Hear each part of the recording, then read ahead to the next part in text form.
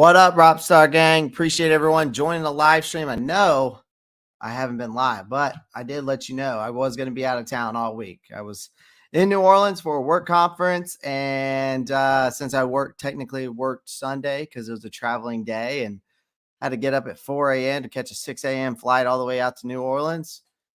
And then I was dealing with that. I was at a conference all week and I just got back. I didn't get back till 6 o'clock last night. I was burned out. I was going to try to go live yesterday, but I was just like, there's just no way. Mentally, I was just exhausted. But New Orleans was fun. Conference went well. And but we're back at it with the content. Okay. I did post some shorts while I was away, so I was able to get some of that out to you, at least a little something, right? But we are back. We are ready. We're in week 8 of the NFL season. We are in week 8 of the Carolina Panthers season. And do I got a good show for you today? Matt Chatter's in here. We got Marcos Cash is in here. We got Matt Togg, Lomax is in here. Everybody's in here. So as you're coming in, make sure you pound the like button. If you're watching on Twitter, feel free to watch there. If you're watching on YouTube, I'm glad you're here. But if you're on Twitter, you're more than welcome to come over here. So whatever works for you, whatever best for you to watch and tune in. Make sure either way that you're pounding that like button and subscribing to the channel. Feel free to get in the comment section as we go out through today's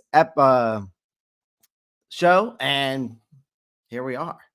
So appreciate everyone joining. And boy, I got a lot to talk about. I got a lot to talk about. Lots to talk about. All right. So, all right. We got a preview and prediction video. We're going to dive into some news and headlines heading into this week matchup. We got Sam Mills. We got to remember the legends, man. You have to remember the legends of the Carolina Panthers, right? Ladies and gentlemen, the keep pounding mantra inspired by this Panthers icon remains remains to our hearts as Carolina Panthers fans. Mills might be gone. His spirit still continues to fuel the fire here in Panther Nation. But guess what? Sunday is going to be an emotional roller coaster as we honor Mills. We induct Julius Peppers and Muhsin Muhammad into the Panthers Hall of Fame, which is, obviously I always try to remember where this franchise came from, right? Where this all kind of started, right? With those kinds of guys. When you mention the names of Sam Mills, Julius Peppers, right? Muhsin Muhammad, right? The list goes on, right? But Melly Mills, Sam's family will receive the ring of excellence and award that an extra layer of motivation for our Panthers. Hopefully maybe could help push towards getting a win. Like I said, we'll dive into more of that aspect of things here shortly. Corbett's comeback. That's a something I want to talk about. It's a comeback story for the ages. Austin Corbett has been battling his way back from that ACL tear. He now is set to return to the field. The offensive line is guardian. I guess you could consider him a guardian angel. Yeah, we'll see if he can return to that guardian angel, right? I mean, coming off an ACL, that is not something that I'm just going to be like, yeah, he's going to come out and fully perform like his old self. It's just not something I'm going to put out there. All right. That's a ray of sunshine, but it is a ray of sunshine for Bryce Young. And, it's obviously you got to take these kinds of things when people have these kinds of setbacks, like an ACL tear. It's a day-to-day kind of ordeal, right? I mean, as us Panthers fans, we definitely want to have Corbett back due to the fact of the lack of depth and talent on the offensive line. He looks poised to give our protection a massive boost. But I'm not going to, obviously, my expectations are not very high. All right. My expectations are not very high in general, guys. I'm going to be honest. But with Brady Christensen out for the season, Corbett's coming back. And right now, coming off the bye week, having some time off, it couldn't come at a better time, in my opinion. So the Panthers might catch a lucky break. You never know. With those kinds of things. But again, patience is a virtue. We're going to dive into more of this, but Brian Burns is staying put, guys. These trade rumors have been swirling around the Panthers. But then one name that has been kind of the one that's been looming the most, right, is Brian Burns, right? The thing is it's been a hot commodity about with his name in these trade talks. And no wonder opposing teams are eager to get their hands on this guy. However, the Panthers are holding on tight and they won't let go easily. He's only 25. He's viewed as a franchise cornerstone here. So it's going to take a lot to pry him away. But hey, remember, strange things have happened in the NFL. So who knows? But we're going to dive more into this topic later on throughout the show today. So appreciate everyone joining. Make sure you pound the like button. All right. Next up, Bryce Young. Is he the real deal? Right? We're going up against this is going to be a fun little rivalry between him and CJ Stroud, right? The debate is already kind of getting old to me. It's a story that basically just won't die down anytime soon. And it's clear that the Panthers believe they've got a gem in Young. And then Thomas Brown is singing his praises about it. And Brown's conviction about Young is unwavering. The Panthers are all in on supporting Bryce. And it's not about the comparisons. It's not about nurture. It's not about the comparisons. It's really about nurturing, right? Nurturing Bryce. So, it is what it is. We chose Bryce, whether they wanted Bryce or not. He's here. We have to, embrace him and work around, the cards that we chose, right? We were dealt that hand. We weren't dealt that hand. Well, as us Panthers fans, we were dealt that hand, but our franchise chose Bryce Young at the end of the day. Where have you been? Very little Panthers content. Mad Chatter, I have been out of town. I don't do this full time. You know what I mean? I wish I did. I did this full time. But I have a full-time job on the backside of things. And I try to bring as much Panthers content to you when I am home, but I was away. So I was trying to get some stuff out to you guys. I got a little bit, but not a lot. I know. Pretty much took the last 7 days off from football. I haven't watched no games since the Miami game. Marcos is are you going through a little Carolina Panthers depression, my friend? Pretty much let's see, Maxie Sanchez is in here. What's up, Maxie? Mad Chatter, are you refreshed? I would be refreshed if I had 7 to 10 days off, at least legit work. Ropp on the IR. Nah, I wasn't on the IR. I was in enemy territory though, guys. I did let you know. I did let y'all know. I put it in the community chat on my on the channel. So nowhere is there much Panthers content. Black car says too many swears. I got you, son. They are awesome though over there. They are awesome over at the Black Cat Panther podcast. I was over there for a little bit, but I had to hop off and come over here and get ready for my show today. So, and who knows, maybe someone will join. And anybody more than welcome to. So if you are just joining the live stream, this is the streamer link if you want to come in and chat about these topics with me today if you want to. So just giving you that option. All right, let's get right into it. So here's the thing.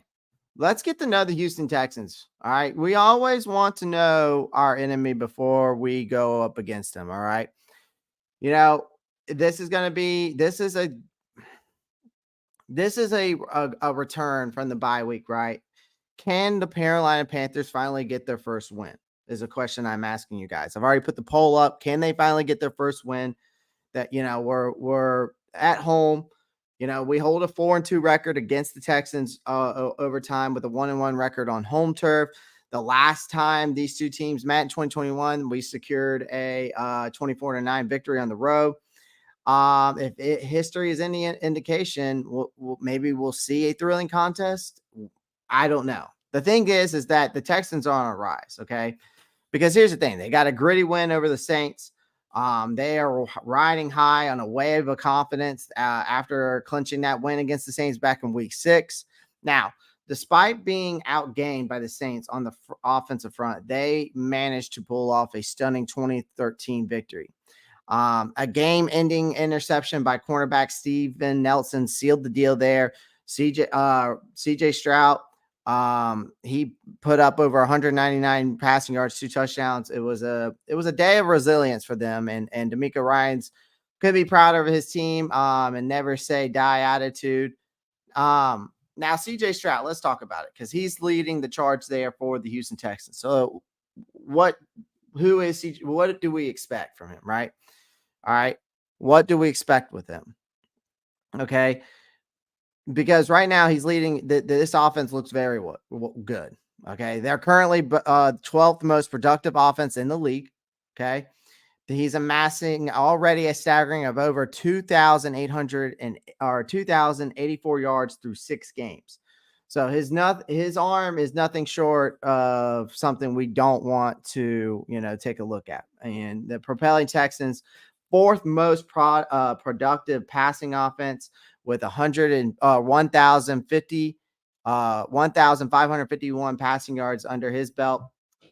He has tossed 9 touchdowns, just a single interception, maintaining a completion rating of 59.6%.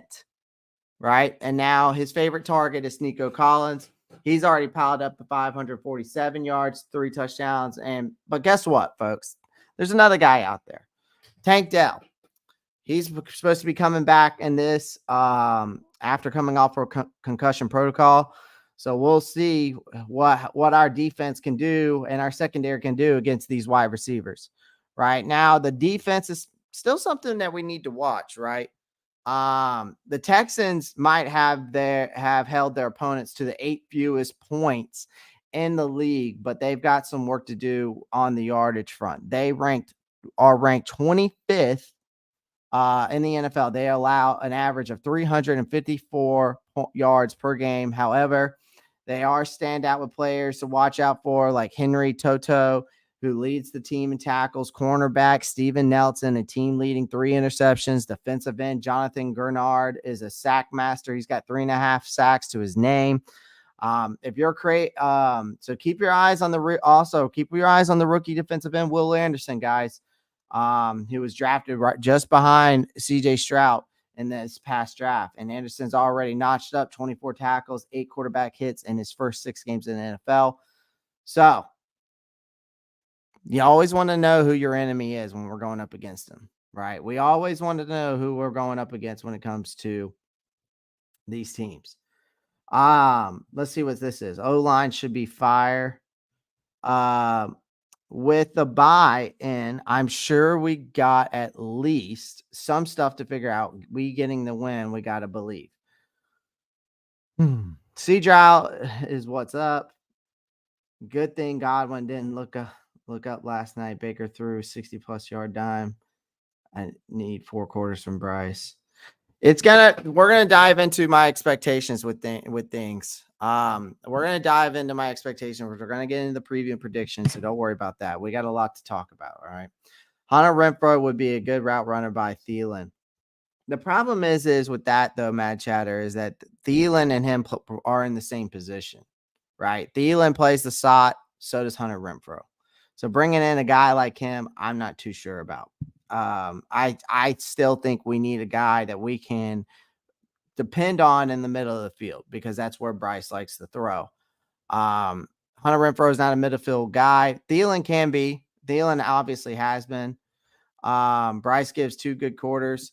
I need this team to come out like they did against Miami, but continue to not let the gas off, right? Like come out, put 14 points on the board, right? First things first. I need that, right? If we want to have a chance to win this game, we're going to need to do so. I think it's going to be an issue from an offensive standpoint, right? Our team just does not produce enough points to win games. And when we fall off into the second half, I don't need Sanders. Yeah, I mean, I think it's going to be a running back by committee approach, but we're going to dive into my expectations a little bit more with Thomas Brown now taking over the play calling, right? So, we'll see. I just want to get into these comments. I see y'all commenting right and left, so I want to make sure I get to all y'all. I think we should be sellers, not buyers in a trade. Yeah, I mean, Marco's. Yeah, I don't disagree with that. I think that we definitely need to be selling. The only way you're going to be able to do so is rebuilding this team. I've seen a lot of Panthers fans on Twitter, and Facebook and stuff like that. I haven't been on social media very much in the past this week, but I was this morning, and I noticed a lot of people wanting to thinking number one, thinking we're going to win. I've even seen content creators think we're going to finish the season at 11-6. Now I've seen people saying that we shouldn't trade this person, shouldn't do that. I was very vocal on TikTok, saying that we need to trade Dante Jackson. I had people say, why trade him? He's better than what you think. And I'm like, he's inconsistent. He doesn't stay on the field, right? The best ability is availability when it comes to, the NFL. So trading a guy like Dante Jackson, Terrace Marshall Jr. makes sense. We need to move on from these old heads like Justin Houston. Miles Sanders isn't producing. Whether that's going to change or not, I doubt it. I doubt it's going to change. You know what I mean? But, it is what it is. Or RB's mid. Chuba's okay as a number 2. TMJ got to go. Chandler ready to bolster the line. And we can move from Houston. So, guys, as you're coming in, make sure you pound that like button. I greatly appreciate it. The more you do so, the more the algorithm gets out there so people can come and find us and find the show. All right, key matchups. I've got some key matchups here for you. All right, key matchups. These are crucial, man. These are crucial because think about it. So this is the first key matchup, Bryce versus CJ, right? It's the battle of the rookie quarterbacks, okay? Is what everyone's eyes will be glued to. This is what everybody's going to be watching, right? They're going to see Bryce Young versus CJ Stroud, the top 2 quarterback prospects, apparently, right? Or everybody thinks to be, and are finally going to go head to head. So the Panthers, obviously, we went with Young over Stroud, whether that was the right decision or not, and whether we wanted Stroud over Bryce or they wanted Bryce over Stroud. Whatever rumors are saying, it doesn't matter at this point. It's time to see if that was the right call. Stroud has been settling into this league already. He's been on fire. He's got impressive stats, right? A penchant for making the most of his weapons. Young, he's got some catching up to do. I'll be honest. And at this moment, he has to prove his worth. And the pressure is on, and I expect I expect a performance out of Bryce, and I need that performance out of Bryce. Okay. Again, guys, when it comes to this game, I don't expect us to win. My expectations are low. I do not expect a win in this game. All right. I will give you my preview and prediction in the game today, but I'm going to let you know now. I don't expect to win. I expect this team. What I expect right now is I want to see improvement from the offensive standpoint, that the play calling, right? Bryce progressing, and I just need exactly, Matt Chatter. You took the words out of my mouth. I need 4 good quarters. That's it. I just want progress and competitive football. I'm not going to say that we should win. I'm not going to say, I'm not going to let me, once we get into the preview and prediction of it, I will let you know, we'll get right into that.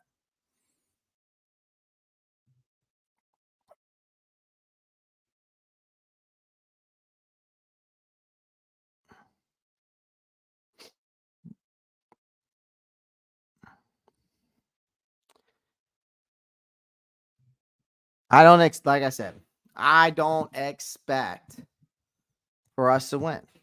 Okay. My expectations is progress and competitive football. That's my expectations. But again, one of the key matchups is this rookie rivalry. Another matchup. Okay. It's going to be Brian Burns versus Laramie Tunsil. Okay. This pass rush showdown. It's time for Brian Burns to step it up. I can't have you just doing one thing in the first half and not doing anything in the second. Okay. All right. This young defensive star needs to line up to the paycheck that he is looking for and asking for. Okay. So you only have 4 sacks this season. Okay. He's been underwhelming. Okay. The Panthers need to bring the heat, create pressure, especially against a young quarterback like Stroud. Okay. Because they're going to do the same with Young. We already know that.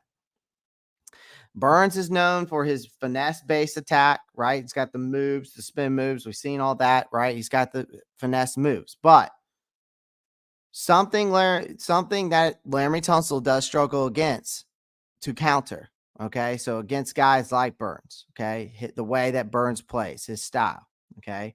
So get Tunsil off balance, it's game on, okay? If you can do that, well, that you're going to get pressure on CJ Stroud.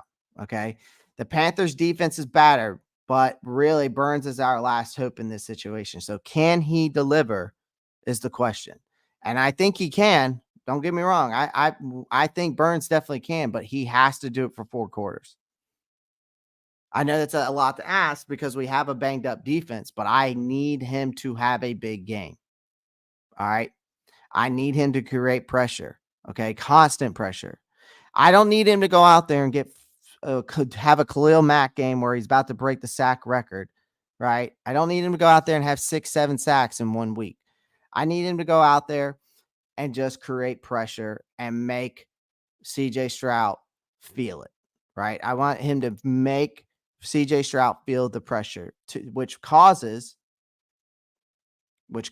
turnovers. Okay, right? So when you have a guy like Brian Burns who can get pressure on the quarterback, that causes turnovers. It causes mistakes from the quarterback, especially a rookie quarterback like CJ.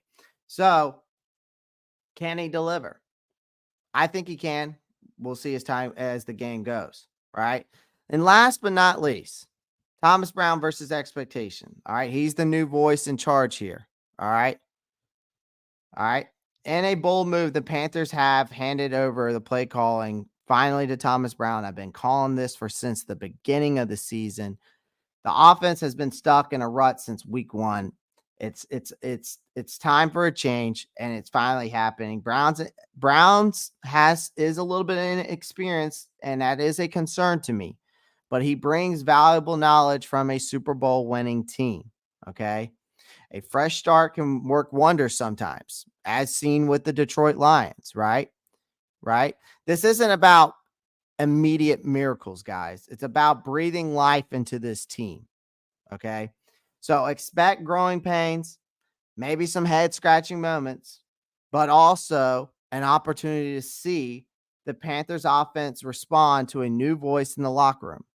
So keep an eye on the details, especially the run game, and see if the Panthers can transform in front of our eyes, at least from an offensive standpoint.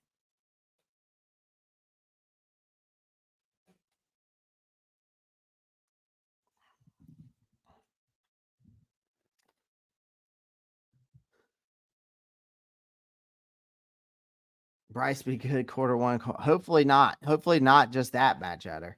We should win. I'm not going to say yet. So by Tuesday, the trade deadline, we could get a first or let Burns go to a new team for nothing. No, I'm going to dive into more on that here shortly, Matt Chatter. I'm going to explain why. I need Burns to go out and get 7 sacks and make the stock go up and trade him. I mean, that would be interesting to see, but I don't see that happening, guys. I don't see Burns going away, and I'll explain why. All right, I'll explain why. All right, so here is my expectations, okay? Here's my expectations of Thomas Brown, okay? First things first, crushing the run game approach. Enough of the feeble attempts. You need to establish a run game. Miles Sanders has been a very big disappointment, and it's time for a drastic change when it comes to this offense. We're talking about, like I said, a committee approach. Bring in Chuba and Raheem Blackshear to the mix as well. Fresh legs, more urgency. Why not throw in some double running back action to keep the Texans defense guessing, right? That kind of ordeal. A robust ground game can set the tone and give our offensive line a break, especially with Cormac possibly making a return from that injury. It's a good move for us from an offensive standpoint. All right.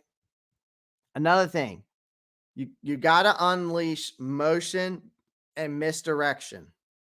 Okay, when it comes to this offense, remember the predictability of the Panthers offense under Frank Reich, guys. Do y'all remember that? Because it was clear as day. But with Thomas Brown calling the shots, I think we can turn the tables a little bit. Motion, misdirection are our new weapons of choice. Okay, pre-snap movements, trickery, creating mismatch. That's what we're bringing to the party. We've got guys like Tommy Tremble, Mingo, Chark, Sanders, Hurst. You got Thielen, of course.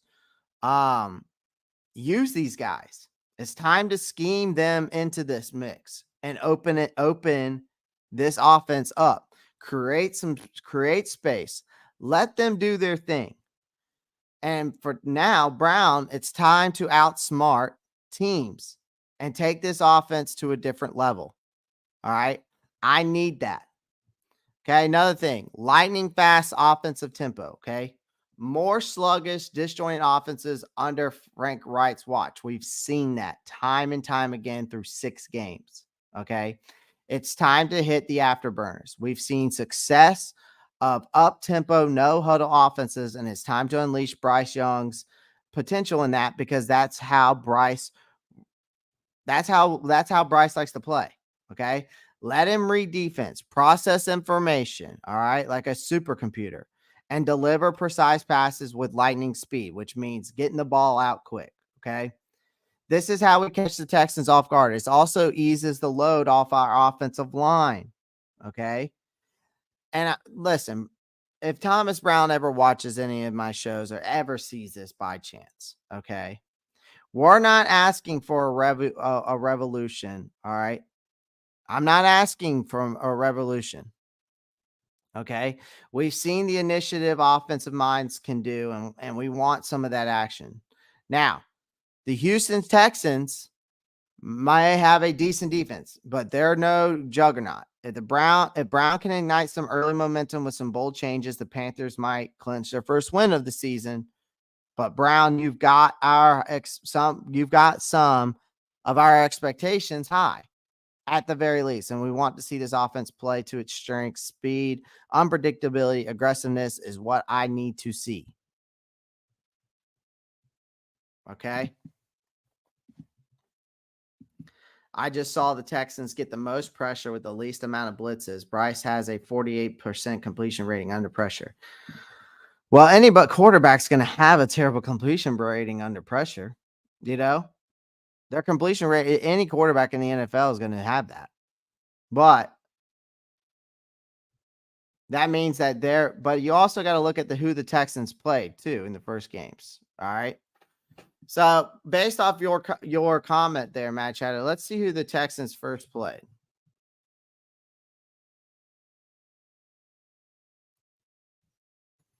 Let's see who their first games were.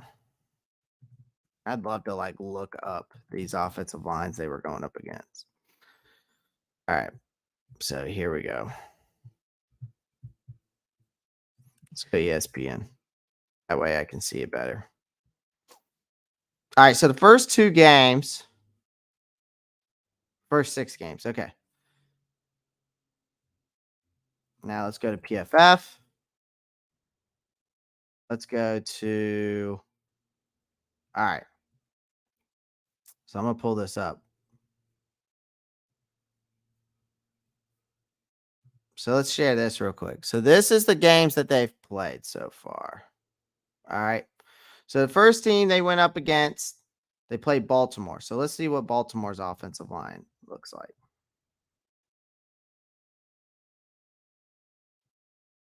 Because I like that you brought that up. I'm not trying to prove you wrong or anything. Okay. Baltimore's offensive line's not bad. Okay. So if PFF grade, right? If we're looking at their PFF grading, their left tackle, Ronnie Stanley, he's got an offensive grade overall of a 68.6. Okay. Their left guard is not doing very good. He's a 54.5. John Simpson. Tyler Linderbaum, we all know about him. He's a great center. He's probably he's definitely top 5 in the league. He's got a 74.5 overall. You got Zietler, who's got a 66 at right guard, 66.5, and they got a great right tackle, Morgan Moses, who's great, 75.2. So Baltimore's got a stout offensive line. Okay. If we're looking at their PFF grade, okay, pretty stout, and they did pretty, but I don't know how well they did against them. So let's see the pressure that they got. If we go against the Texans, right? Let's see what the Texans did against Baltimore. Let's go to team stats. Well, they held them under total yards, 265. So they did pretty good there. So how many sacks? So they got 1 turnover, fumble for loss, any sacks? So they got 4 sacks on Baltimore. They did get 4 sacks against Baltimore. But Baltimore also sacked them 5 times. All right. Now let's go back to their schedule again. Let's see how they did against Indianapolis.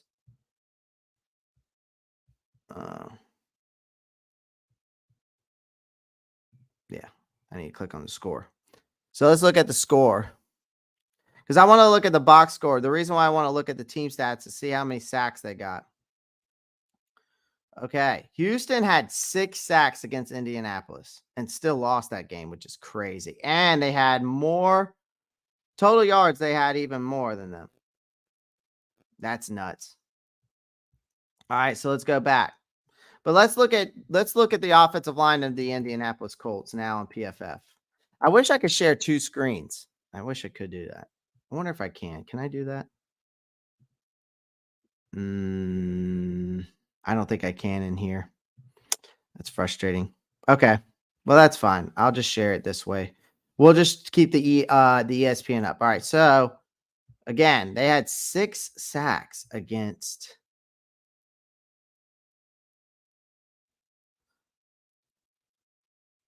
So let's see here. Let's look at the PFF grade of the Indianapolis Colts offensive line. Okay. Left tackle's a 77.5. Raymond Nelson's a 67.5. Kelly's a 80. Kelly, their center, is the best in the league right now. 83.5. Their right guard's a 65.9 and a right tackle of a 53.8. All right. So then, okay, who did they play next? All right, Houston, who'd you play next? So then you play the Jaguars, and they beat the Jaguars, which was crazy. Team stats. All right.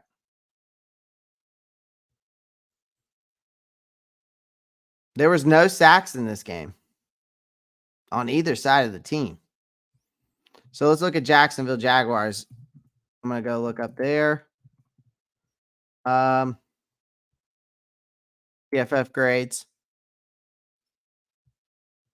So if we look at the PFF grades from the Jacksonville standpoint, okay, Robinson, left tackle, their offensive line is not very good. Their offensive line is like ours. Not going to lie to you. Jacksonville Jaguars offensive line grading is about the same thing as ours. Their left tackle is definitely higher than Icky, but their left guard to center, I mean, our left guard's a little bit higher. I mean, from left guard to center to right tackle, we are higher than they are. But left tackle to right guard, they're higher than us. So Jacksonville Jaguars are not, their offensive line is not very good. But in the game, it shows that the Texans did not get any sacks. Neither team did. So, all right. So now let's go back to the Texans again. Schedule. They played the Steelers. And I have a feeling this is going to be interesting. So they allowed 3 sacks, and the Steelers Steelers got sacked 3 times. Okay. So that's proven right there. Sacks, yards lost. Okay. That's crazy. So they didn't get any sacks, or they got 3 sacks in that game.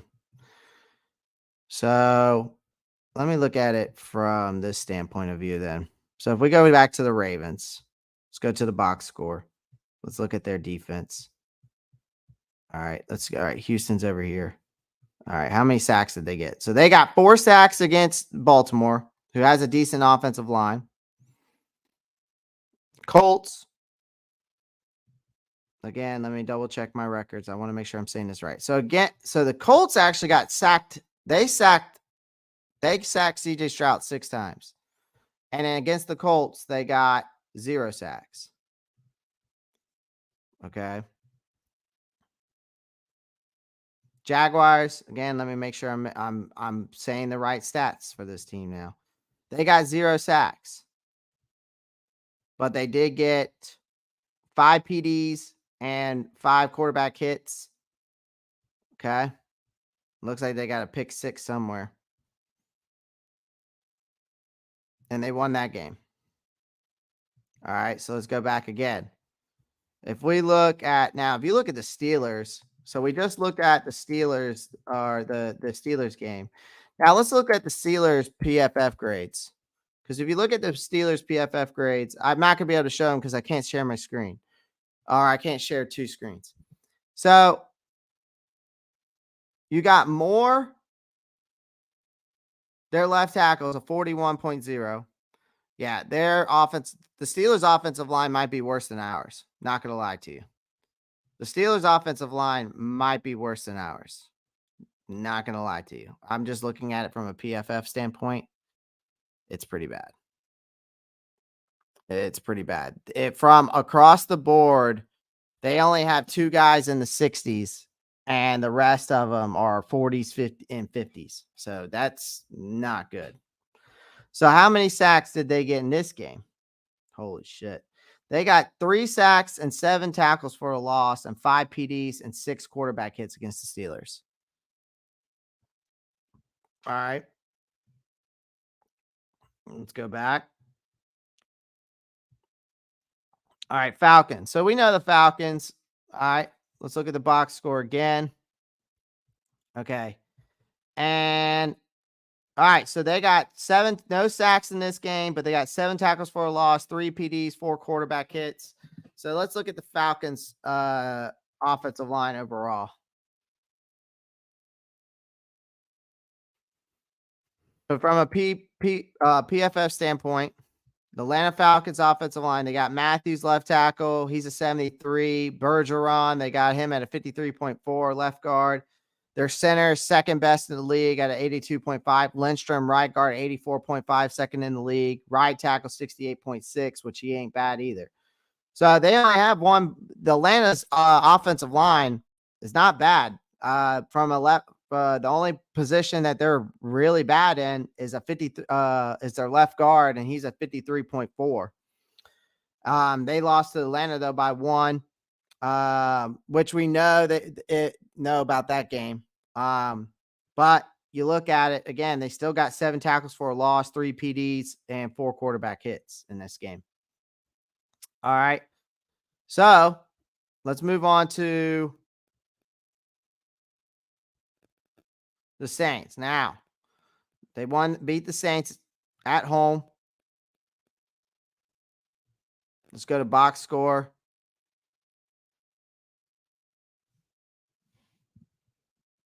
Let's go to box score here, and let's look at the defense, what they did in this game. Okay, so this game, they had 2 sacks.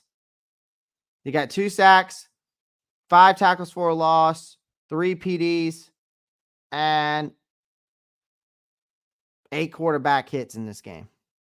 So they were getting after it. So let's look at the New Orleans Saints offensive line.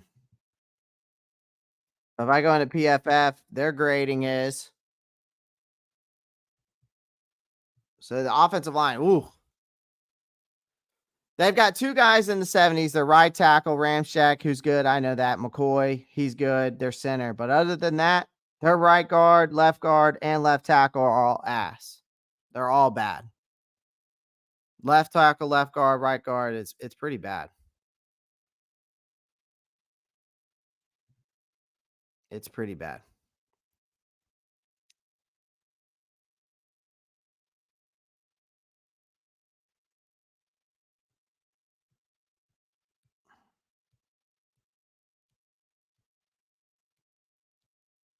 So, I mean, Marcos, that's breaking it down for you from a standpoint of, I mean, they get pressure, but then also between the Saints, I would say between the Saints, the Steelers, the Jaguars,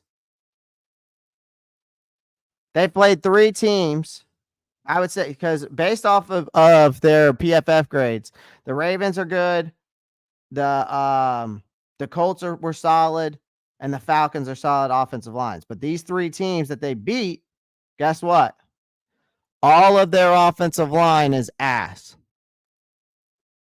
All right, so that does have to say something about us, though, because we know that our PFF grades on the offensive line standpoint aren't very good. Besides, the only person that has a above average PFF grade, or at least an average PFF grade, is Taylor Moton. So, when teams who have bad offensive lines, at least from a PFF standpoint, they've won all 3 of those games, and that's how I just broke it down.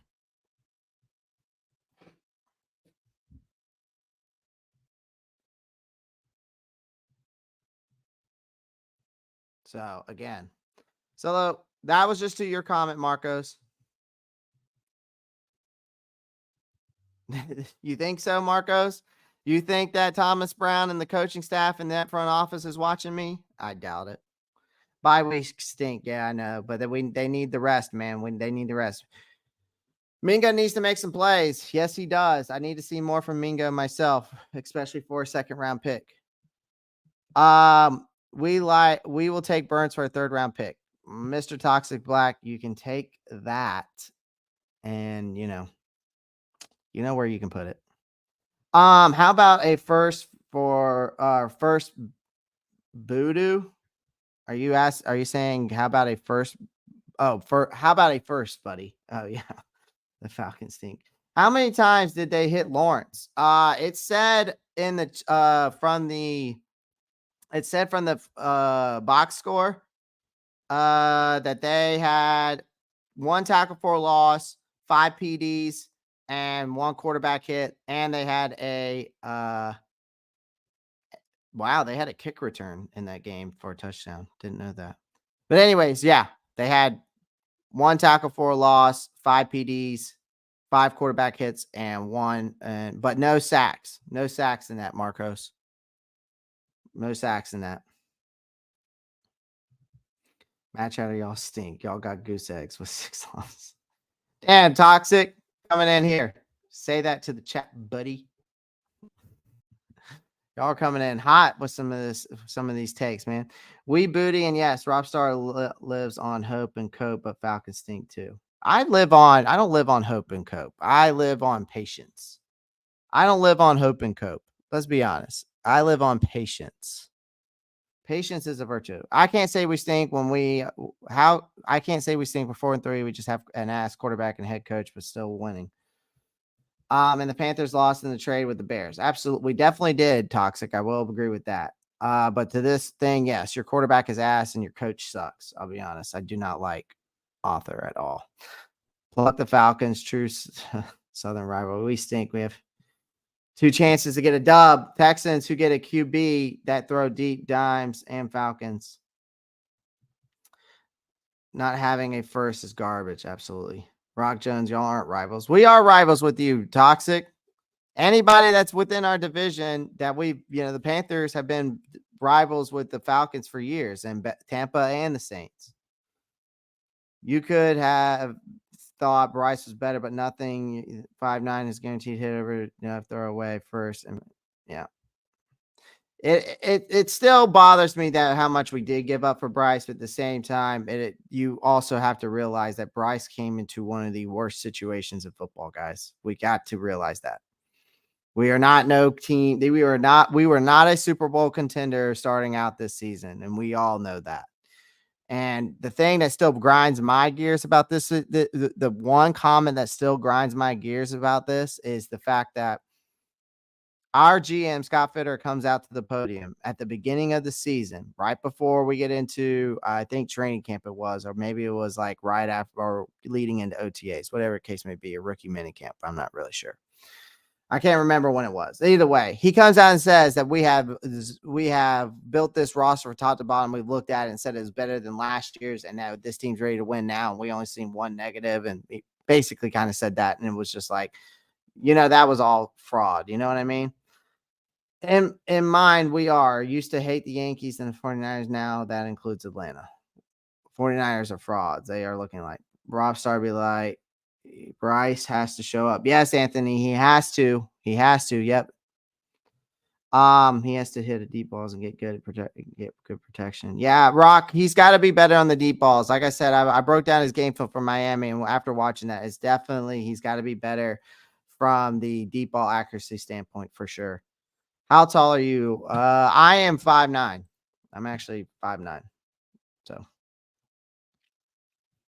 stand behind them lines, and Bryce is not a particular good runner, more like a third round. So Burns is off limits, guys. Burns is off limits. All right, and I'm going to tell you why. I know we're navigating through a winless season, okay? And I know there has been speculation surrounding Brian Burns, okay? And there has been fever pitch after fever pitch for this guy. They with Burns set to become a free agent after this current season, contracts negotiations are still at a standstill. I get it. So many of you have been wondering if the Panthers are going to trade him. However, it appears that this team still stands firm on keeping him. Okay. You're 0-6. You're facing a uphill battle to make the playoffs this year already. And I'm not even worried about making the playoffs again. But even beyond this season, we might not be immediate contenders in the NFC, okay? All right. No, I'm not, Matt Chatter. I will get to it here shortly. I will explain to you why he won't be just walking away. Okay? Other teams in the league are aware of our situation, of course, and could potentially tempt them with some enticing trade offers involving high draft picks. Matt Chatter, I didn't say that we were going to make the playoffs. Good God. Listen, Matt Chatter, listen before you jump to conclusions, my friend. Okay? Now, Scott Fitter has been open to trade proposals, of course, as part of his job that for some reason he still has. No, I didn't say playoffs. I mentioned playoffs, but I didn't say that we were going to make the playoffs. Okay. That's not even what I'm getting at here. Okay. All right. I did mention the word playoffs, and maybe I shouldn't. But, anyways, when it comes to Brian Burns, the response seems clear that he is not available. However, there might be room for negotiation involving other players, like we've said before, Dante Jackson, Jeremy Chin, those kinds of guys. So why are the Panthers adamant about keeping Brian Burns? Okay. It's not a complex decision, guys. Number one, he's an elite pass rusher, which means he's a rare breed in the NFL. These guys don't come along very often. You're building a competitive defense without how are you going to build a competitive defense without a guy like Brian Burns? Okay. Even Derek Brown and Frankie Luvu. Those guys right there, I would say, are the cornerstone of our defense. Okay. Maybe even Von Bell, those kinds of guys, Jeremy Chin as well. Even if I don't want them to trade Jeremy Chin, I just want to use him. I want them to use him correctly, but if they're not, trade him, might as well. But we've been dealing with injuries throughout this whole season already. Okay, it's been affecting our overall performance. That happens. It's football, the NFL. That's how it works. Okay, when you have injuries, your team does not perform at its highest caliber. Okay.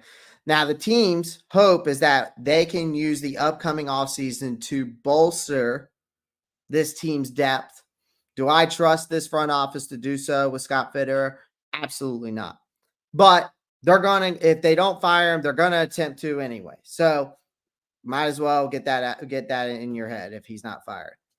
So they're going to try to get players who fit this defensive scheme so they can better handle any injuries that arise because they didn't do so. Okay. All right. So starting the season 0-6 obviously isn't something to celebrate, but it's important to recognize the talent on the team currently. The key is to getting those talented players healthy, building the necessary depth. Now, trading Burns would only dig a deeper hole for the Panthers in that aspect. Now, while Scott Fitter might covet a first-round draft pick, is it worth parting ways with a player like Burns' caliber just to secure a first-rounder? I would say no, because a first-round pick typically falls between the 20 and 32, and a talent pool remains strong into the early second round. So keep Burns might be the wisest move for the Panthers in the long run because here, again, if you trade Brian Burns, again, guys, you have to think about it from this standpoint. Number one, are you willing to take the risk of getting to get the first round pick? Are you willing to take the risk that that guy is going to be the same caliber that Brian Burns is? Because that's what if you trade him, you're taking the risk of getting that.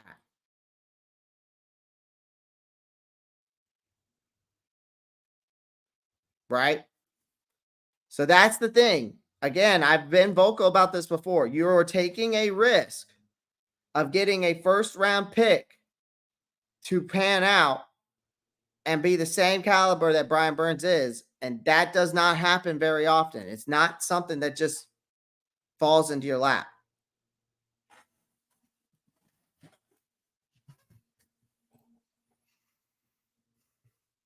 You don't want to if he's off limits, then Tepper has put his foot down, and we know who calls the shots. It's his money. Tepper's been calling the shots, Rock. We've figured that out already. It took us about 2 weeks to figure that out after the rumors finally came out, but we finally figured it out who was making the true calls. You don't want to tie all your cap on an edge. They overpay enough. Fit is not Howie Roseman. Well, match at it again. We are going to have a top 10 cap space next year. We're going to be top 10 in cap space next year. So it's not going to be a big hit. We're supposed to have at least like 140 million in cap space next year. If it was a high first, we need another. Yeah, it's going to be, if we trade him, it's probably going to be a 20, between that 20 and 32 range. If you get a first round pick. But again, I'm not trading Brian Burns unless it's 2 first round picks and either a second or a third. I'm just not. It doesn't do me any good. It does not. It does. If I'm going to take a risk, I might as well at least get 2 first round picks and a second or a third.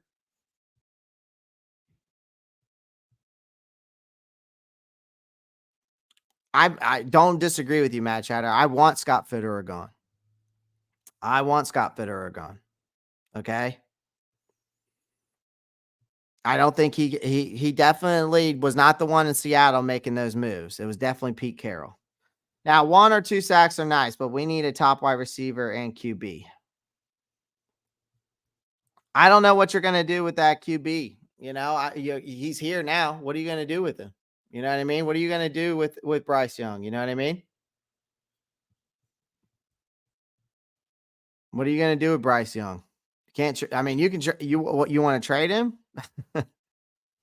That's just not how it works, man. It just does not how it works. At the end of the day, fit stinks. Exactly. At the end of the day, fit stinks.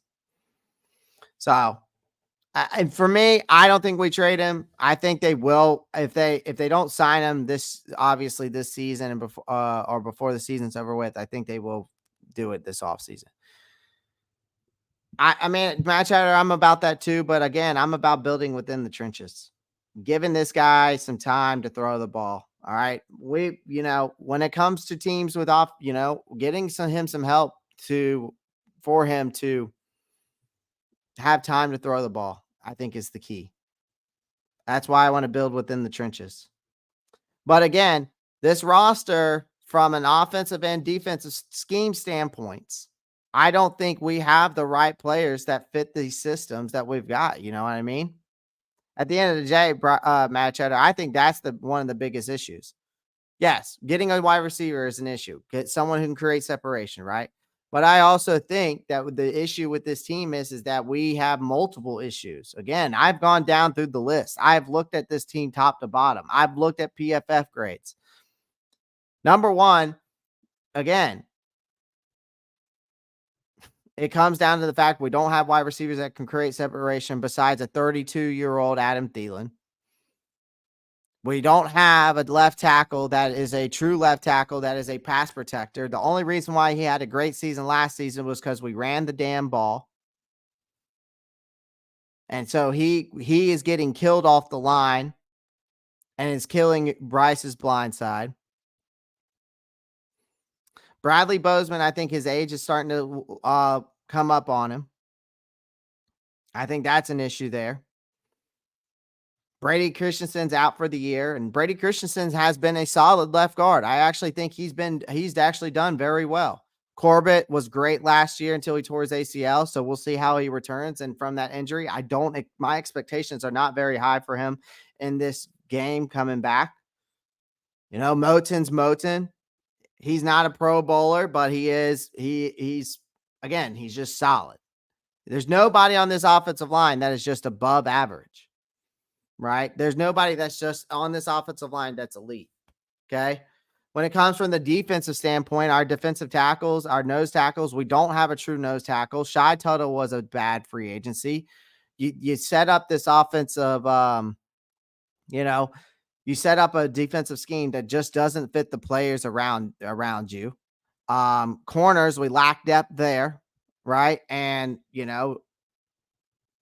JC Horn can't stay on the field, can't stay healthy. So that's an issue. Another first round pick that doesn't look like it's going to pan out. Right. Dante Jackson has been absolutely awful this year. And I know there's trade talks about him. Problem is the price has got to be right for him. And some team's going to have to eat $15.8 million for him. You're not using Jeremy Chin correctly in this defensive scheme. So you might as well trade him if you're not going to use him correctly. CJ Henderson, we all know who he is. You know, we don't have a middle linebacker that's a playmaking communicator, right? We haven't had a linebacker core but since the Luke Kuechly days.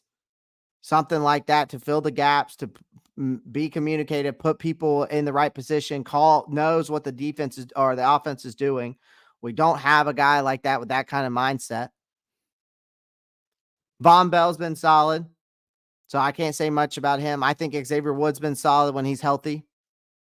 He's been fine. YGM, besides being hurt, has stepped up. Justin Houston's been non-existent. His age is starting to show on him. I think Camus Gruger-Hill and Deion Jones have done at least what they can for the most part. Right? I'm not going to give Shaq another chance, man. I think he has sucked the life out of our cap space. The only reason why he got the deal that he got was because Luke and Thomas Davis hyped him up.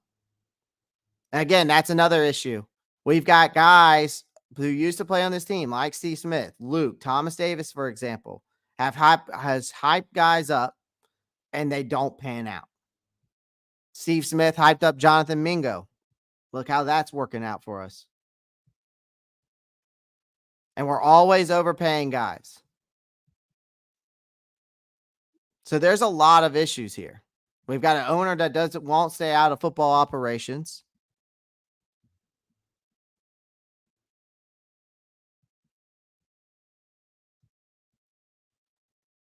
So there's so many issues that I don't even know where to start to even start fixing this team. From a talent to depth standpoint, from an offensive scheme to the defensive scheme standpoint, from wide receivers not creating separation, missing on draft picks, missing on free agency players, messing up on trades, messing up on contracts, owner not staying out of football operations, hiring the wrong coaches.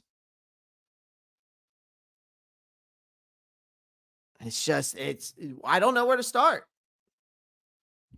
And then people want to talk about on social media that this team is going to go 11-6 after the bye week. That we're going to end up winning more games this year than we did last year. We're going to make the playoffs. You have to be on something that I want, that maybe I need. Maybe I'm not seeing something that these people are predicting. But I can tell you right now, I'm not putting all my eggs in one basket. Again, I don't have high expectations. I honestly have no expectations anymore for this team. I really don't. My expectations now is to have patience to see progress and competitive football at the end of the day. Will we see that with everything, with the multiple issues of this team that we have? Probably not. We are in so much shambles, it's not even funny. And I don't even know where to start. I think the only way that you can, and it depends on it depends on how the rest of the season really goes, guys. But I think it's going to have to be a fire sale at some point. I really do. You get rid of the GM, you get rid of Frank Wright, and if Thomas Brown actually pans out and looks pretty good in this game, and we actually see some improvement from an offensive standpoint, and continues to progress throughout the season, great. But Evero has going to have to change something up from the defensive standpoint, because what he is doing is not working for these players that we got. Now, granted, yes, we got injuries. That's an issue. But for what we have on this defense, the scheme that he's running with this 3-4 defense does not work. And whether it was Evero that chose the 3-4 defense, or whether if it was our owner, because there's been rumors that he wants the 3-4 defense, and I don't even know if he knows what a true 3-4 defense is and how it works and how it's schemed up. Same thing why he wanted Bryce over CJ Stroud. and one of these players, and you chose a Chandler Zavala because he sent you a text. Like, this is just, it's insane to me. It's crazy just to sit here and think and talk about everything I just said. Jen, what's up? Yeah, I'm late, but man, I missed your lives this week. Yeah, sorry, I was out of town. So I had to come back with a hot one. Does Steve predictions ever hit? I don't know how many predictions Steve actually has made. Right? I think the Mingo was the only one I heard of, but now he might have made other predictions for other players. I don't know if he made I don't know if he told them to go after Terrace Marshall or anything like that. I don't know what if Steve has made any other predictions. The only one that I truly know of is the one for Mingo, right? So, I don't know. Let's pray Mingo pans out better than Shaq. I mean, we'll see.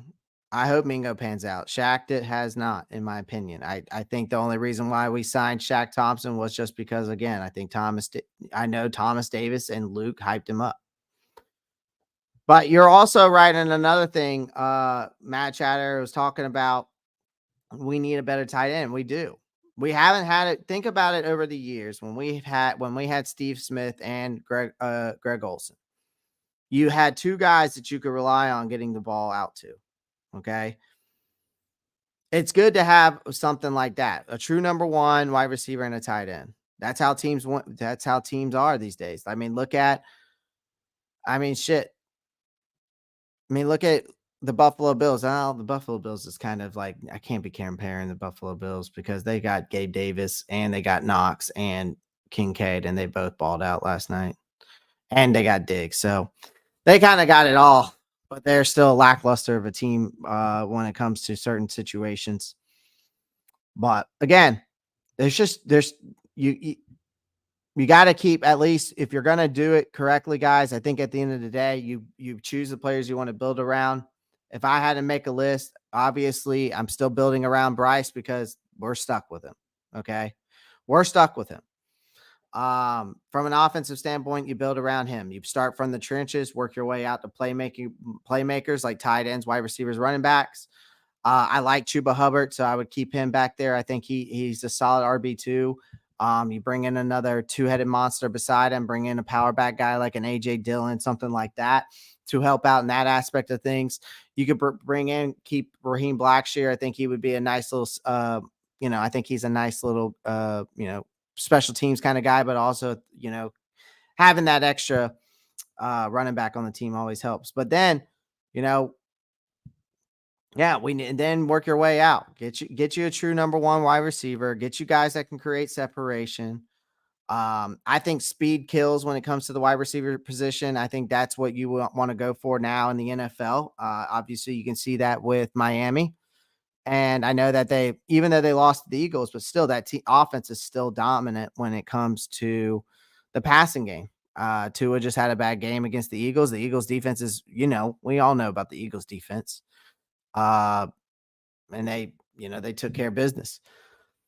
But again, speed wins. That's why Detroit's also very good. I mean, you got Jameson Williams and you have Amon-Ra St. Brown. And those, that's a guy you want. You want a guy like an Amon-Ra St. Brown that can get, cover them, gets open in the middle of the field.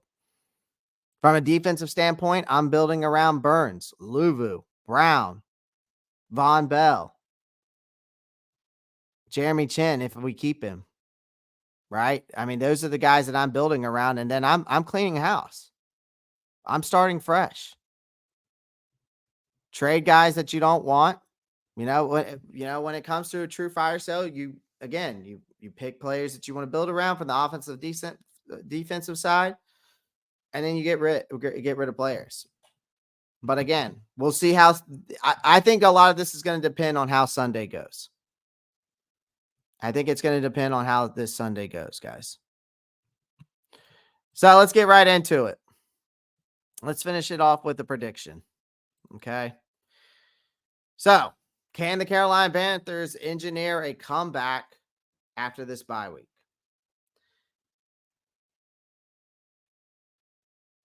Sometimes bye weeks are good, guys. All right. For both players and us fans, kind of gives us time to just chill out and not have to worry. All right. All right. Kind of forget about everything that's already gone on this season. We're starting out 0-6, but it's kind of hard to forget about when when you're talking about it like I do daily. Right. And so for the Panthers, 0-6, that bye week I felt like couldn't have came at a better time, though. It's an opportunity kind of to regroup, refocus for everyone involved with this team. Okay. And amidst all the talk of potential trades, restructuring this roster, one thing still remains clear to me, and that is Frank Wright's determined to still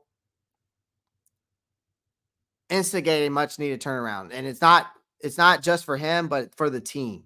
Okay. The first order of business was a significant change. Him finally releasing the play calling over to Thomas Brown. Whether that's going to pan out or not, we will see. All right. Like I said, I expect to see a lot of different changes for Thomas Brown to bring that new style, that NFL style offense, right? Fast tempo, misdirection, pre-snap motions, running back by committee approach. Okay. All right. Now, I can't say it's going to, I can't say that it's going to result into a whole entire new offensive scheme, but it definitely has to improve execution and infuse fresh ideas into this offense that has not appeared so far, and it's been uninspiring offense. Okay, so we got the matchup is more. This matchup is more between these two guys right here, the rookie quarterbacks, Bryce Young, C.J. Stroud, right? Whether Frank Wright wanted C.J. Stroud or not, or whether it was David Tepper's choice to choose Bryce over C.J. Stroud, right? Or whether it was an AR-50, whatever, okay? Either way, at the end of the day, the Panthers chose Bryce, and we got to move on. Again, we cannot sit here and be in the past anymore, guys. Where we are now, and the only thing I can say is you're going to have patience, and the only thing I am wanting this team to do at this point, because if you're not going to make any moves, you need to at least make a system that fits Bryce Young's style. All right. So for his development, all right. So this is a pivotal game. Again, this is a chance to turn things around. All right. After a disappointment 0-6. Now, there is positive news. Okay. We got Austin Corbett coming back. Okay. All right. Hopefully to help with that, help the offensive line. I'm not going to say he's our guardian. I know mentioned that he's our guardian angel, but I am not going to say he's going to come back and play like one. Because after coming off an ACL injury, it's very tough. And then depending on how bad the tear was, it's very hard. All right. For him to get back to, for a big man like himself to get back to his old self. Now, the return of Xavier Woods, Miles Sanders to practice after the bye does have some optimism for me for at least Xavier Woods standpoint. Miles Sanders, I'm not going to hold my breath on him for Thomas Brown to turn him around. Okay. So you got Thomas Brown now calling the shots, the game being played at home. You have a solid chance to secure a win. This is probably one of the most solid chances we might have all season to secure a win. Maybe besides Indianapolis, maybe the Bears. And then you might pull another one out of the hat somewhere. All right. But they must contend with an impressive start that this Houston team has had under DeMeco Ryans. Now, I will say this team is going to rally behind Bryce to help him try to outshine CJ Stroud. That's what they're going to do. And this must be the weekend for them to break that losing streak. Will they or will they not? A win here could set the stage for a thrilling comeback. Okay? But again, for me, I'm not willing to bet that this team wins. I'm not willing to say that this team wins. And I told y'all this a while back. I will not predict another win on this schedule until proven otherwise.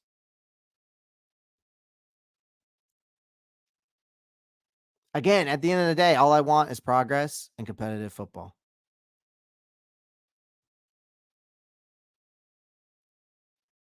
So I do not see Carolina coming out here and winning. I just don't. And maybe that's not what you want to hear, and that's fine. But I'm also going to be honest with you. I do not see this team coming out and winning. But I do predict that we will see progress in competitive football. I think it's going to be closer than what people think.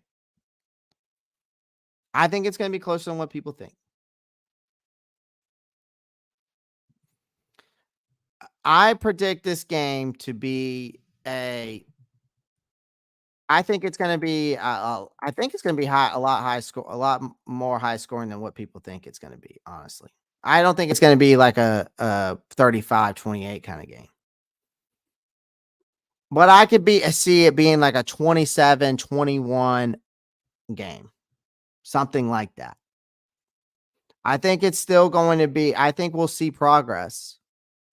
But I do not think we are going to get a win here. I just don't.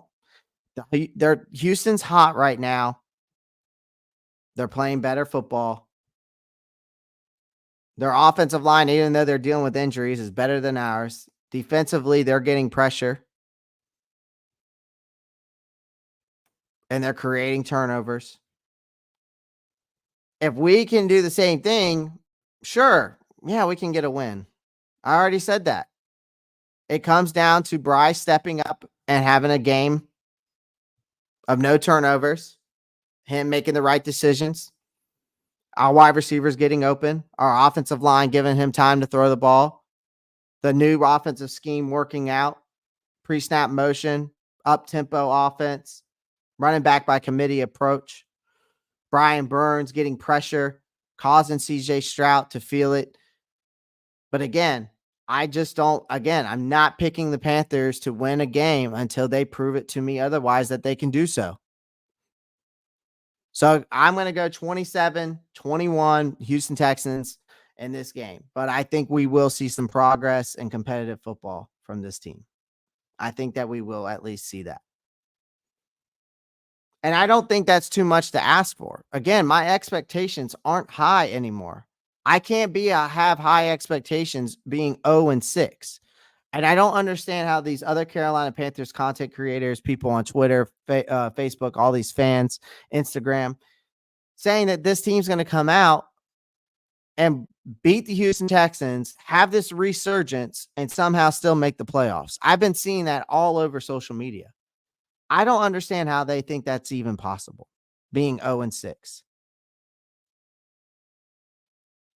This team is not built like the Detroit Lions. This team is not built like the Detroit Lions. This team is not going to be like the Detroit Lions last year that started 1-5, and then Dan Campbell takes this team from starting 1-5 last year to now this year they've been 10-3 ever since then. I just don't see that being coming to fruition. Their team is was built way better around than ours.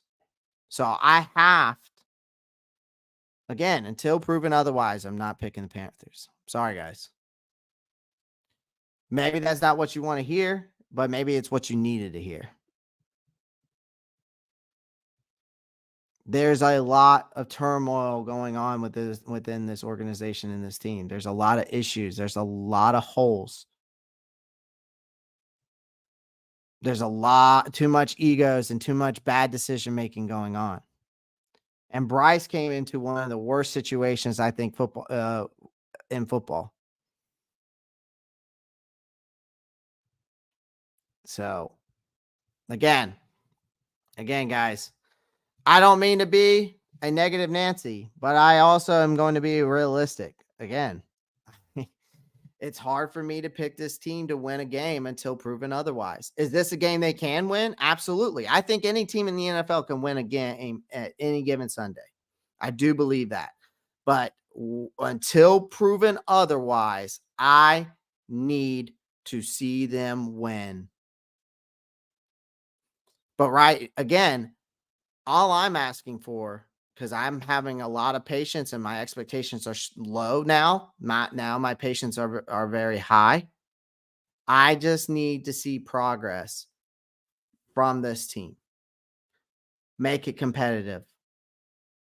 And I need Bryce to show me more. I need more from Bryce. I need more from a lot of players on this team.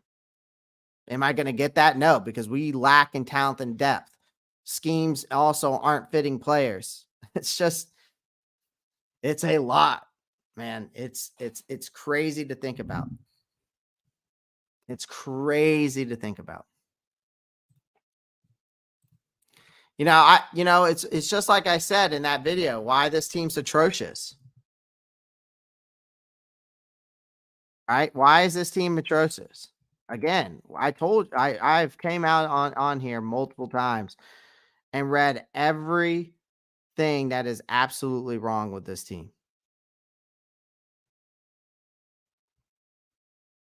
The reasons why this team is bad. And it's a long list. It's a long list, right?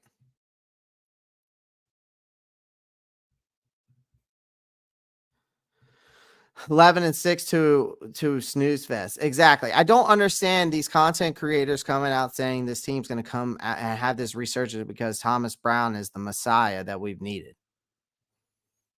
Thomas Brown, I think offensive play calling is going to be better. I think that we're going to see the scheme that we've been waiting for, right? The high tempo, pre-snap motion, less predictability, running back by committee approach, right? I think that would be better. And I think it's going to benefit Bryce from a progress and a development standpoint. But are wide receivers going to create separation? Is our tight end going to help? Is Miles Sanders going to come back and somehow become old Miles Sanders? No. We just don't have the talent and depth on this team to do so. Our offensive line is struggling with injuries as well. Our left tackle that we got in the first round is not a pass protector. He's slow off the line. He's not explosive. He's not a sideline agile kind of guy when it comes to pass protecting. He's great against the run. But when it comes to pass protecting, he lacks in performance. Don't have a true nose tackle in a 3-4 defense. How's that supposed to work? Lacking talent and depth in the corner position. We got corners that can't stay on the field. You overpaid a linebacker just because the old heads like Thomas Davis and Luke Kuechly hyped him up. You listen to Steve Smith to bring in Mingo. You listen to Adam Thielen to bring Amir Smith Marset. You're not using Jeremy Chin correctly. You don't. You gotta again. It goes down to a list of all these things. Off-season moves, both in the draft and free agency. Didn't make the right choices to bolster this team's talent and depth. The injuries, of course, that's going to disrupt your performance. But you got key players sidelined. So then it makes it challenging to maintain consistency on the field.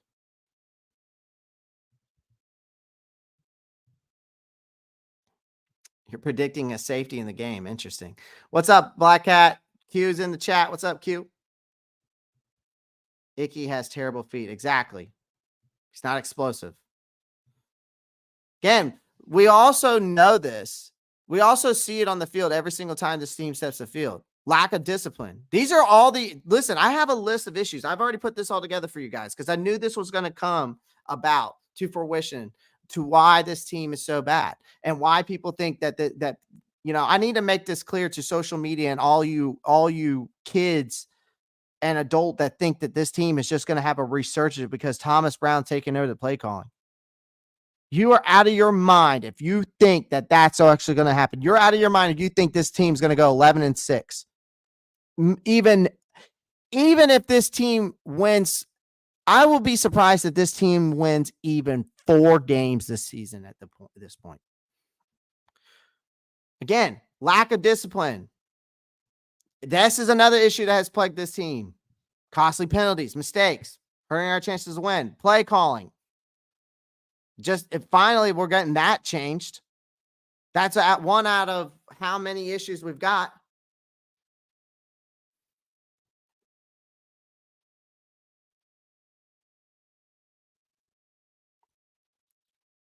Struggles on the offensive line. I get it. Again, icky. Losing Brady Christensen. Chandler Zavala goes down. You got developmental guys. You don't have any veteran guys backing up these other players. And then you've got Bozeman, who's his age, I think, is starting to show him. You got Brady Christensen. You got Corbett coming back from an ACL injury. But the guys that we do have that are playing have struggled to protect Bryce. They've also have struggled to create opportunities in the run game. But again, injuries have hampered their performance in that aspect. Again, cornerback depth. Again, lacks depth. It makes it challenging for them to get against opposing passing offenses effectively. Wide receivers. Again, they've been unable to create separation from defenders. The younger guys. We have a 32-year-old Adam Thielen outworking these guys who are 25, 26 years old. Again, defensive line issues. Have trouble to stop run. The defensive line has had trouble stopping the run. Again, allowing opponents to gain valuable yardage against us on the ground. Our pass rush has been okay, but I need more out of Brian Burns. But then again, the whole Brian Burns situation, this team chooses not to extend him, who's an elite pass rusher. And it raises some concerns about to this front office about their key players, their commitment to key players. And then additionally, last year they passed up on a trade offer from the Rams, which included 2 first-round picks and a second-round pick, and they still haven't re-signed the guy or chose to trade him. So what are we doing? Then we want CJ Stroud. No, we want Bryce Young. No, we want Anthony Richardson. I don't think they knew who the fuck they wanted. I don't think this organization truly knew who the fuck they wanted. Whether they wanted CJ Stroud, whether they wanted Bryce, or whether it was the owner in the GM's ear saying he wants Bryce, but Frank Reich saying he wants CJ. That's too many egos and voices in the front office making decisions when it should only be one person and one person only. Then it falls back onto them. Matt Chatter, I don't need you to tell me that. I watched the Miami game film. I've been saying that he needs to work on his deep ball accuracy. Don't start with me. I'm already on a rant. You're about to get cooked here in a minute.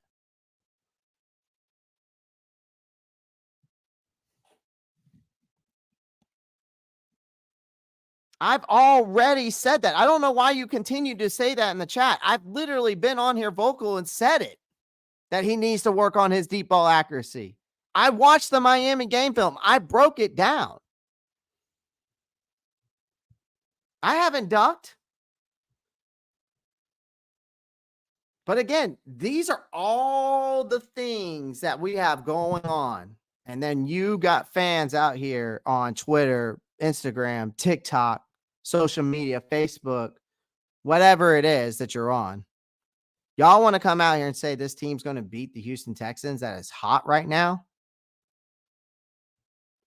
Bryce doesn't throw ducks. Not every throw he throws is a duck, man.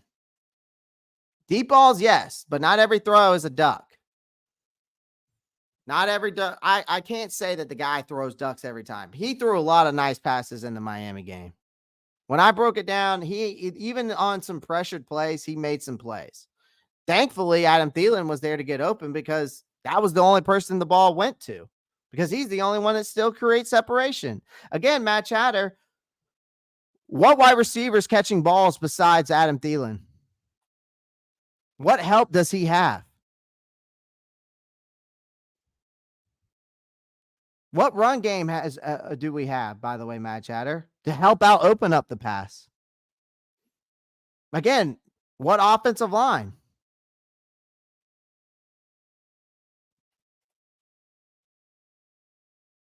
Chark gets open. He gets open deep. Again, it doesn't. Again, Bryce is a guy who throws the ball over the middle of the field. He's a middle of the field thrower. That's where he likes to place the ball. It's quick routes that he likes. That's what he was doing in Alabama. It's quick game. It's quick hitch routes, zigs, slants, drags. But again, we also had an offensive play caller in Frank Wright who was calling the most predictable play calling. And we even mentioned that too, Matt Chatter, and we agreed on that. We agreed that when we broke down the Miami game film, that, and maybe it wasn't you, maybe it was Panther Raider X or somebody else that was in here, but we literally broke that Miami game film down, and there was only two, when it came to each and every drive we broke down with Bryce, there was only one or two play calls that were different. So then you've got,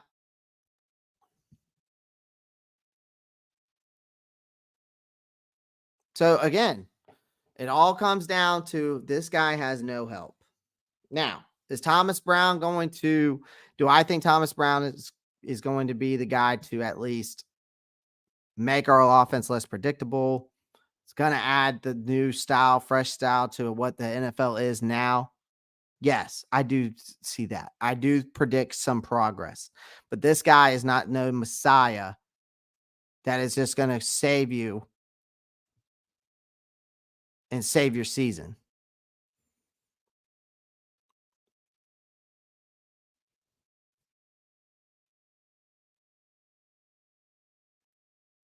So again, that's why I cannot predict the Carolina Panthers to win a game.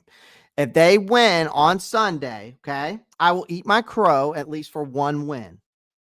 And I will take that win. Do I want this team to win? Absolutely, guys. I'm not sitting here and being like, I hate this team. Wouldn't make Carolina Panthers content if I did. But I'm just telling you, there's too many issues going on with this. And it just has to start. We have to start thinking fire sale here soon. I really do. And you build around players that you want to keep on the offense and defense. And that's it. Stop taking advice. This front office needs to stop taking advice from Steve Smith, Luke Kuechly, Thomas Davis. All these old heads need to keep their mouths shut out of it.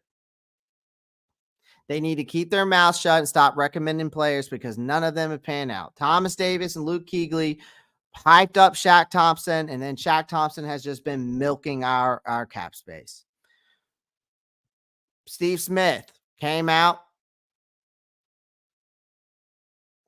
and said, get Jonathan Mingo. Look how that's turned out for us.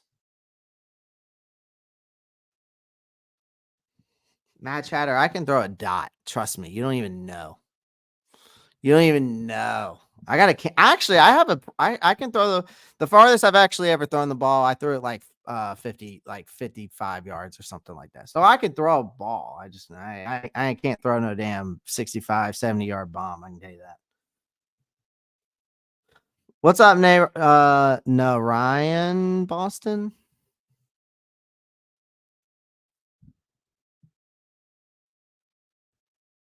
Yeah, it's time. I just need Bryce to step up. I need to see changes in the offensive scheme. Again, progress, competitive football is all I'm asking. Again, I think this game is going to be closer than what people think. I don't think it's going to be a blowout. I just don't see it. I think we will see some progress. We'll see some competitive football. I think the Panthers will lose, but I think it's going to be 27-21.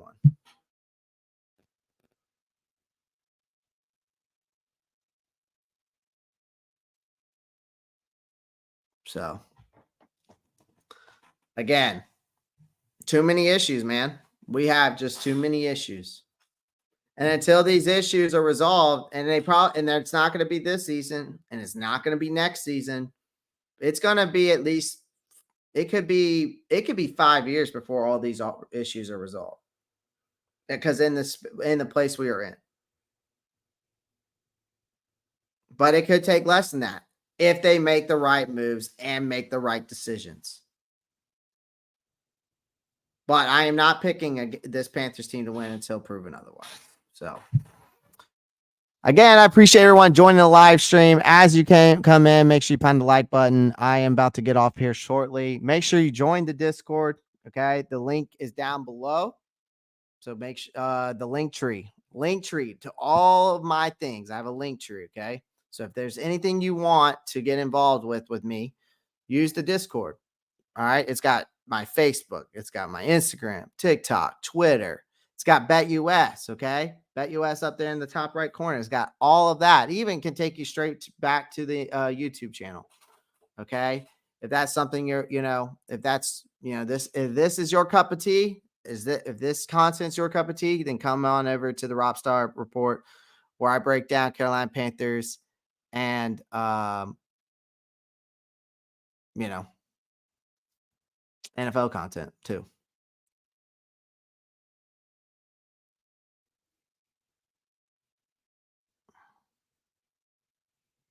So if you are into Carolina Panthers content, NFL content, this is where you want to be. So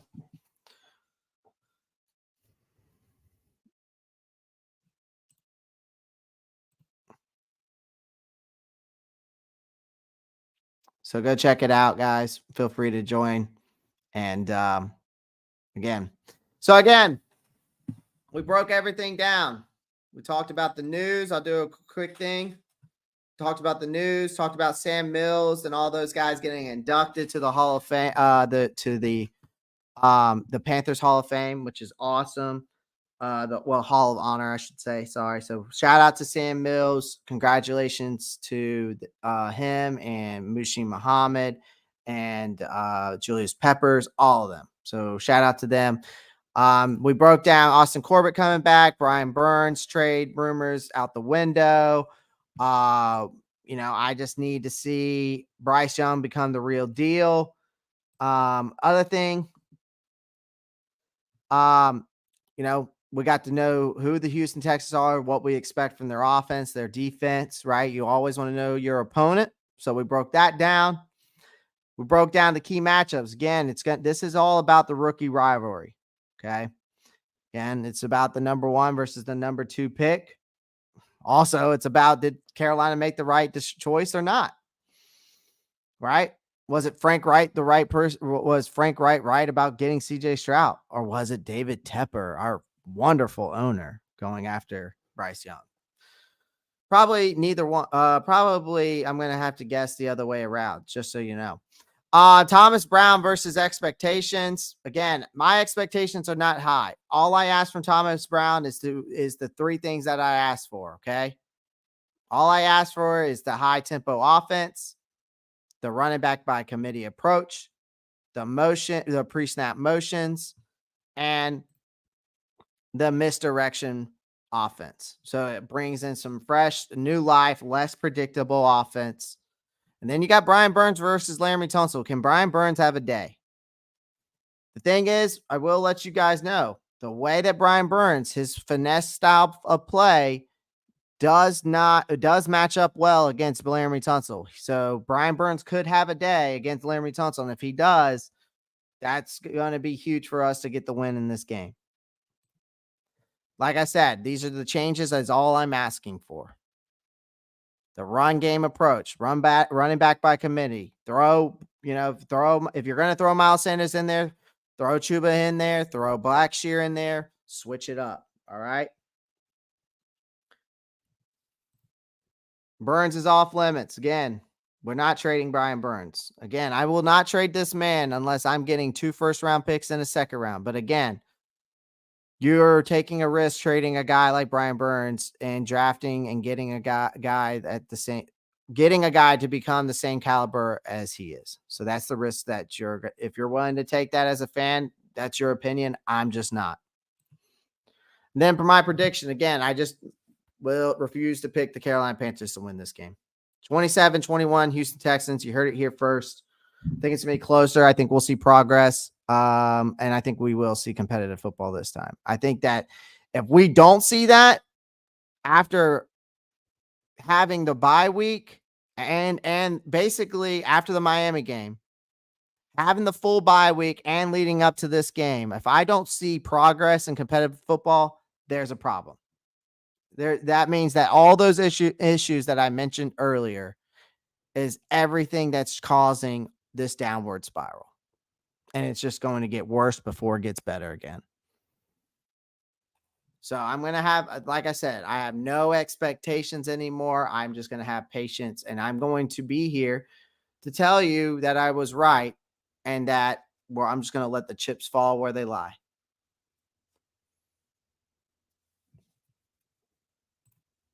So again, I appreciate everyone joining the live stream. That was a quick overview of what we went over today. So this is what will be replayed. So you can always go back and watch it, and you can skip forward wherever you like and all that. And you can watch the comments as well that were going off in the chat as well. So you'll be able to see everybody's comments in the replay. So if that's something you want to do, more than welcome. If you're just joining in, make sure you pound that like button. Like it owes you money. We're on the road to 5K, guys. I'm trying to get to 5,000 subscribers before the end of the year. I just need 5,000 subscribers, okay, before the end of the season. So make sure you pound that like button. All right, subscribe to the channel if you haven't already. Click that post notifications bell so you don't miss out on any new content. Let's see. We got some balloons going off. Make sure you share the lives every time I'm live. Make sure you check all the Discord. The link tree's down below with all my links so you can join the Discord, my Facebook, Instagram, Twitter, TikTok. BetUSA is in there, the sponsorship of this live stream. Make sure you sign up for free today with them. And I know there's some betting degenerates in here. So if you are, you get 125% bonus on your first bet. So go check it out. All right. All right, guys. Well, I'm glad. It's great to be back. I'm glad to be back home. I'm glad to be back and chatting with you guys. It was awesome. Great show today. Shout out to all of y'all that joined. Shout out to all of y'all that joined. Thank you. Thank you. I appreciate every one of y'all as always. So shout out to y'all. So again, I appreciate everyone joining. I'm going to get out of here. I'm going to go grab me some lunch and head to the gym. So peace out.